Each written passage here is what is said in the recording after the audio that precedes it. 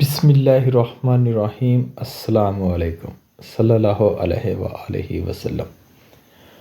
امام محمد رحمۃ اللہ علیہ، امام اعظم ابو حنیفہ رحمۃ اللہ علیہ کے ایک شاگرد تھے۔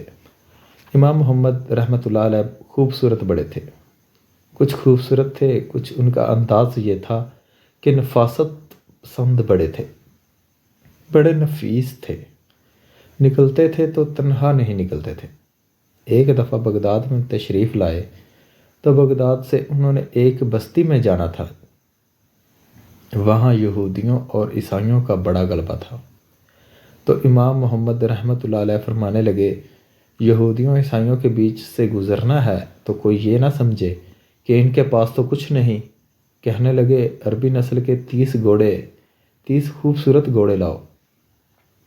شاگرد ساتھ تھے، ان کو بھی ساتھ تیار کیا۔ عربی نسل کے 30 گھوڑے اور 30 شاگرد تھے۔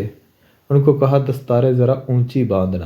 امام محمد رحمۃ اللہ علیہ آگے آگے اور شاگرد پیچھے پیچھے جا رہے تھے۔ جب آپ بغداد کے آگے اس علاقے سے گزرنے لگے جہاں یہودی عیسائیوں کی کثرت تھی، پرانے زمانے میں عورتوں کی عادت ہوتی تھی، مہمان دیکھنے کے لیے چھتوں پہ چڑھ جاتی تھی، کچھ اپنے دروازے پہ کھڑی ہو جاتی تھی۔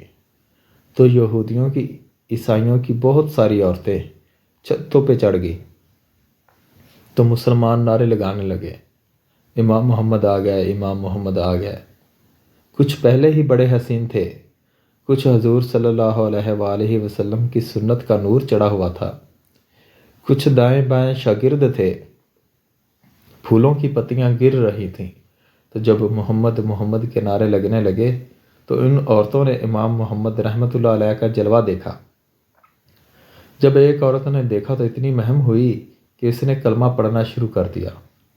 اس کا کلمہ سن کر دوسری نے بھی کلمہ پڑھا، تیسری نے بھی پڑھا، چوتھی نے بھی پڑھا۔ عورتیں بلند آواز سے کلمہ پڑھ کر مسلمان ہونے لگیں۔ ان کو دیکھا دیکھی مرد بھی کلمہ پڑھنے لگے۔ ڈھیر سارے یہودی عیسائی مسلمان ہو گئے۔ ایک مسلمان ان سے کہنے لگا کہ تمہیں غلطی لگ گئی ہے، یہ ہمارے نبی محمد صلی اللہ علیہ وآلہ وسلم نہیں ہیں، یہ تو ہمارے امام ہیں، امام محمد رحمۃ اللہ علیہ۔